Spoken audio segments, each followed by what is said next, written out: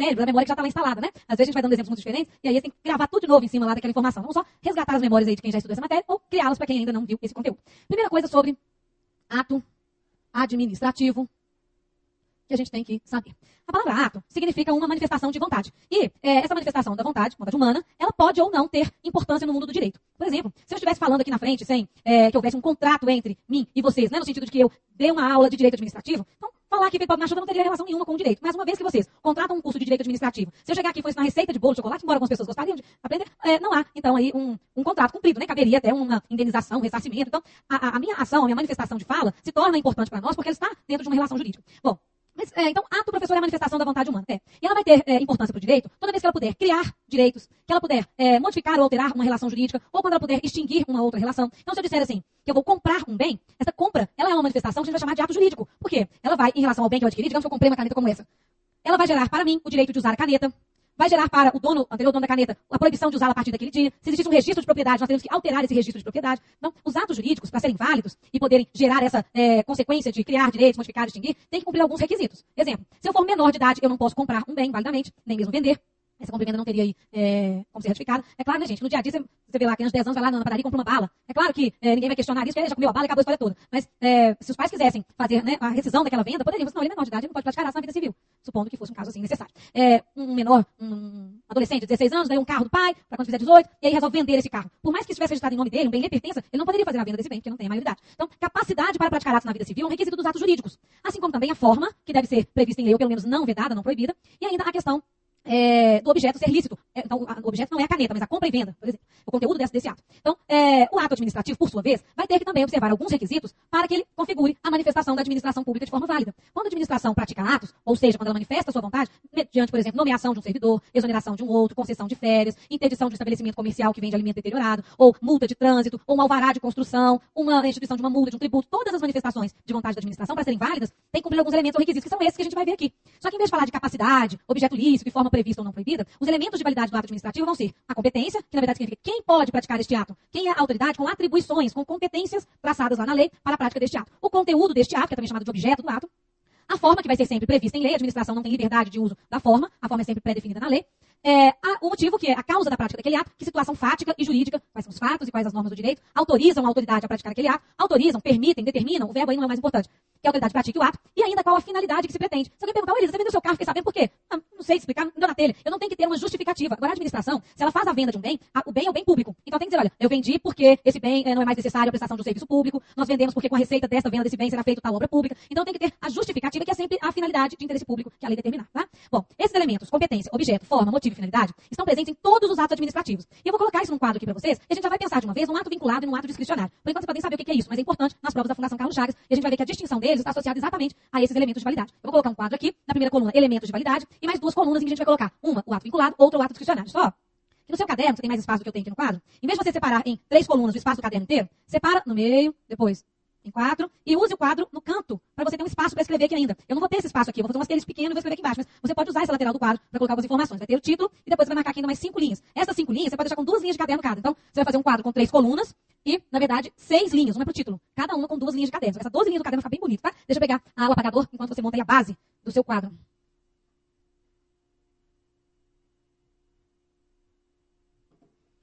Já está aproveitando para conferir os e-mails que vão chegando ali um atrás do outro. A gente que tem esses smartphones, né, BlackBerry, etc., acaba ficando viciado em responder os e-mails na hora que eles chegam. Já resolve um tanto de coisa. No começo eu achei assim o fim do mundo. Né? Toda hora tem um e-mail chegando, respondendo. Às vezes chega dúvida de aluno, dá para responder no ar na hora. Mas depois você percebe que é uma certa liberdade. Porque você não tem que chegar em casa à noite, morto, cansado, e pegar aquele tanto de e-mail para abrir, ainda mais quando a gente tem assim, muitos alunos, vai respondendo aos pouquinhos. Ali agora, por exemplo, não tinha nenhum aluno fazendo pergunta. Tinha só uma reunião marcada já para tarde. Vamos lá, colocando aqui elementos / requisitos de validade do ato administrativo. Vou colocar ele aqui. Aqui nós vamos colocar um ato vinculado. Eu vou dar de exemplo desse ato vinculado uma nomeação. E aqui nós vamos ter um ato discricionário.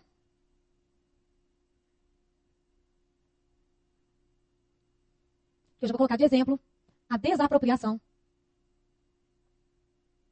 de um imóvel. A gente vai construir ali alguma coisa de interesse público. O primeiro elemento, então, vai ser aqui a competência. Vamos escrever ele aqui. Depois vem o objeto.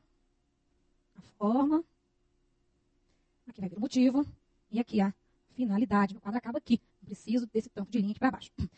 primeiro elemento, e aqui, como você tem duas linhas, escreve uma de baixo, uma de cima, e depois eu vou precisar da outra, tá? Então, vamos colocar aqui. Competência.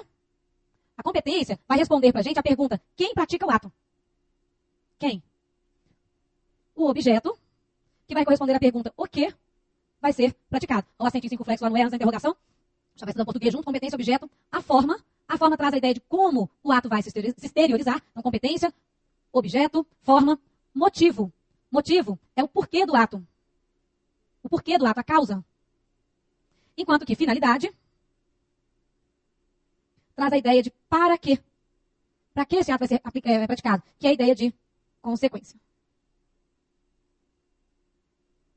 Aqueles atos lá, o de nomeação e desapropriação, eu vou uma legenda aqui para eles. Ó. Primeiro ato de nomeação, e 2, o de desapropriação. Eu vou fazer a nomeação de um candidato para um município, porque aí vai ser mais fácil a gente entender depois também os elementos de validade. Depois vocês podem aplicar esse quadro para qualquer ato administrativo. Então, nós vamos fazer a nomeação do primeiro aprovado para o cargo de analista municipal. Eu inventei um cargo, analista municipal, foi feito concurso para prover o cargo, e a gente vai nomear o primeiro aprovado. E o ato número 2, nós vamos ter também um município, fazendo a desapropriação de imóvel particular. Desapropriação de imóvel particular para a realização de obra municipal. Como eu quero todo mundo prestando atenção na explicação, pode montar seu quadro aí com calma, vou esperar vocês copiarem para depois a gente explicar. Então, para quem estiver vendo aí as letrinhas miudinhas, vamos lá para a tradução. Aí na primeira coluna está escrito elementos ou requisitos. Na verdade, elementos ou requisitos de validade. Os dois nomes correspondem à mesma matéria. Vem lá competência, que é o quem pode praticar o ato. Objeto, que é o que será praticado. A forma, que é o como. O O é tão pequeno que nem dá para ver que é um O. Como esse ato vai se exteriorizar. O motivo, que é o porquê do ato, a causa do ato. Finalidade, o para quê desse ato administrativo e sua consequência. Aí nós temos uma coluna trazendo ali o ato vinculado, que vai ser uma nomeação. O exemplo é aquele que está lá embaixo. Nomeação do primeiro aprovado para um cargo efetivo, concurso aí de analista municipal. E eu coloquei o outro ato discricionário, nomeado discricionário, que é uma desapropriação, lá embaixo a descrição dela. Desapropriação de um imóvel particular para a realização de uma obra municipal. Meio minuto eu vou começar a explicar.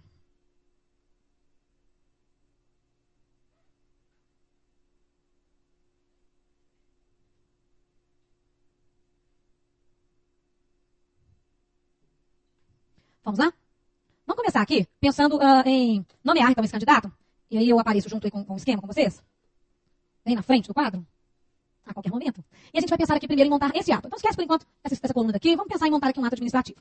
Quem será que na estrutura de administração municipal teria competência para nomear esse candidato que fez um concurso para trabalhar no município? Bom, vamos sugerir aqui que seja o prefeito. Professora, na prova, então, eu vou ter que adivinhar o nome de uma autoridade competente? Não. Na verdade, pode até dizer aqui assim, o governador, o presidente da república, você sabe que não tem a menor possibilidade de ser um ou outro, porque se o concurso é municipal, o governador não tem nada com isso, muito menos o presidente da república, não é da sua esfera de competência. Mas você não vai ter que adivinhar se é o secretário municipal de recursos humanos, ou secretário municipal de administração, ou o próprio prefeito ou vice, né? Bom, então essa informação, geralmente, a questão de prova é que traz para você. O prefeito nomeou determinado candidato, aí vai perguntar, qual é, neste ato, o elemento competência? Você vai colocar o prefeito. Competência é sinônimo de agente competente. Perguntando quem é o agente competente. Então, aqui o prefeito. O conteúdo de uma nomeação é o provimento do cargo. Provimento do cargo de. No caso do nosso, como ele fez concurso para analista municipal, vamos imaginar a seguinte situação. O candidato fez concurso, está aprovado, nota 100 para analista municipal. Só que o prefeito agora está precisando de preencher 3 cargos. Tem 3 cargos vagos que ele precisa preencher. Auditor da Receita Municipal, procurador do município e esse de analista municipal. Caberia o prefeito escolher qual cargo é oportuno e conveniente preencher agora com esse candidato? Não tem margem de escolha aqui não. Se o candidato fez concurso para analista municipal, a única opção de nomeá-lo é como analista municipal. Significando dizer que não há uma margem de escolha aqui para o prefeito. Se ele vai ter que nomear, tem que nomear nesse cargo. Provimento do cargo de analista municipal. Ok. A forma. Prefeito se manifesta mediante decreto. Aquela frase que a gente usa assim, nem por decreto. É coisa de prefeito. Você vai lá pedir para ele fazer alguma coisa, nem por decreto. Não faço mesmo. Ou se faz por decreto. Decreto, então, é a exteriorização desse ato de nomeação. Aliás, a exteriorização de toda manifestação de vontade do prefeito, tá? Você vai ver assim, você sabe se o prefeito autorizou isso ou aquilo? Olha lá, se existe um decreto municipal, quer dizer que ele autorizou. Se não tem decreto, então não tem manifestação formal dele. Causa. Por quê? Por que diabos? Porque alguém seria nomeado num concurso. Em que situação o prefeito teria que falar assim, vou ter que nomear? Primeiro, tem que existir a vaga. Então, uma das condições de provimento é a vacância do cargo público. Além da vacância, a aprovação. Então, ele tem que ser o aprovado. E há mais uma condição, que é a necessidade de provimento. Vamos imaginar que seja um concurso para professor. E que eu tenha aqui, em relação a esse cargo, um cargo de professor vago e o candidato aprovado para concurso. Só que com a chuva o telhado da escola desabou. E a escola vai ficar fechada por 1 ano em reforma. Embora exista a vaga de professor e o aprovado, existe necessidade de provimento desse cargo nesse momento. Durante 1 ano a escola nem vai funcionar. Então, para que haja a obrigatoriedade de nomeação no concurso, tem que haver vaga, aprovado e necessidade de provimento. Eu posso fazer o concurso antes de que haja necessidade de provimento. A mesma coisa acontece quando a gente encontra concurso com cadastro de reservas. O que é isso? Ah, maracutaia. Claro que não. O cadastro de reservas Ele é para você antever uma situação de vaga que às vezes não existe ainda. Então, por exemplo, a gente já sabe que no TRF, vários servidores vão completar condições de aposentadoria no próximo ano. Então, antes de surgir a vaga, eu já faço o concurso e já tenho um aprovado. Quando um servidor pede aposentadoria num dia, no outro eu entro com o concursado. Eu não preciso esperar juntar um tanto de cargo vago, a necessidade de interesse público ficar mal atendida para daí fazer um concurso e ter os candidatos, tá? Então, o cadastro de reservas é perfeitamente válido, ilícito. Não ilícito. Válido e é também lícito e é justamente para atender a uma programação, planejamento da administração pública. Vacância, aprovação, vou chamar aqui ainda de necessidade, tá? Pra gente saber, então, que tem que ter todas as condições ao mesmo tempo. Bom, e a finalidade é sempre atender ao interesse público. Se não é de interesse público, não pode nomear o candidato. Ainda que ele fosse aprovado e concursado. Interesse público, tá bem? Bom, esse é um ato administrativo válido. Por quê? Praticado pelo agente competente, conteúdo lícito, na forma devida, mediante uma circunstância, uma causa que autoriza, determina a prática do ato e para atender a interesse público, que é a finalidade dos atos de administração. Vamos montar esse ato discricionário. Vou tampar esse aqui, que eu vou ficar na frente dele. A gente vai montar aqui, depois eu desapareço de novo para a gente falar dos dois ao mesmo tempo. Nós vamos desapropriar um imóvel pertencente ao particular para realizarmos uma obra municipal, uma obra na estrutura da administração do município. Então, por exemplo, nós vamos alargar uma avenida, ou vamos construir uma escola municipal, um hospital municipal, algo do interesse da administração do município. De novo, eu poderia escrever aqui que vai ser o prefeito, a autoridade competente, que ele vai se manifestar mediante decreto e que ele só poderá buscar como finalidade o interesse público. Com relação aos elementos competência, forma e finalidade, nós vamos ver que o administrador está sempre vinculado ao que a lei estabelece. A lei já define quem que é agente competente ou não, já vai definir qual é a forma pela qual ele vai se manifestar e qual é o interesse público que se pretende atingir. Mas, e com relação ao conteúdo deste ato? No caso, a desapropriação é um decreto que declara a utilidade pública de um imóvel. Então, por exemplo, eu vou alargar uma avenida, então eu vou pegar todos aqueles imóveis ali laterais à avenida estreita e colocar declaro de utilidade pública os imóveis A, B, C, D, E, F, para fins de alargamento da avenida. Uma vez feito isso, aí vai para a esfera judicial, que a desapropriação, vocês vão ver comigo, não é auto-executável, para decidir o quanto de indenização cabível, mas não tem como escapar de ser desapropriado. Vai ser desapropriado aquele imóvel, vai se tirar a propriedade, e se trata de um princípio não da sacanagem, mas princípio da supremacia do interesse público sobre o interesse particular, tá? Bem, agora, digamos que feito isso, o prefeito, em vez de alargar a avenida, construísse ali ou cedesse aqueles terrenos para indústrias. Aí haveria uma ilegalidade, porque se eu declarei de utilidade pública para fins de alargar a avenida, eu só posso alargar a avenida, tá? A gente vai ver depois mais pra frente em relação ao ato administrativo. Mas por aqui, eu só quero que a gente coloque aqui, ó. Uma desapropriação é a declaração aproveita a tradução aí, depois não nem pra ler. Declaração de utilidade pública do imóvel, reticências. Não tem como uma lei antever todas as possíveis situações, condições em que eu preciso desapropriar um imóvel, e muito menos que imóvel vai atender aquela necessidade naquele tempo, naquele dia, daquela forma. Aqui no caso, nós sempre vamos ter uma escolha de oportunidade e conveniência. Você vai escrever aqui na frente do seu quadro, escolha de oportunidade e conveniência. Eu vou colocar aqui embaixo. Na verdade, você já tem essa anotação aqui da legenda.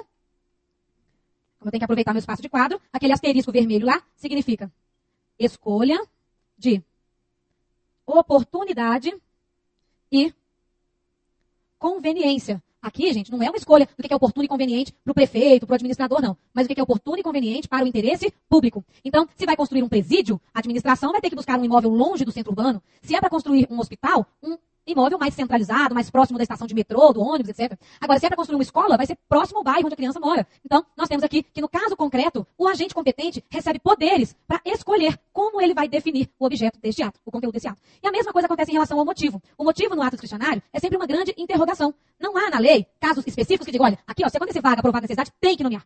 Todos os motivos relacionados ao ato discricionário vão significar situações que permitem ao administrador decidir se vai praticar o ato ou não, como ele vai praticar esse ato. Então aqui, ó, eu tenho sempre uma margem de escolha. Digamos que um prefeito precise realizar obras. Ele tem dinheiro para fazer uma obra só.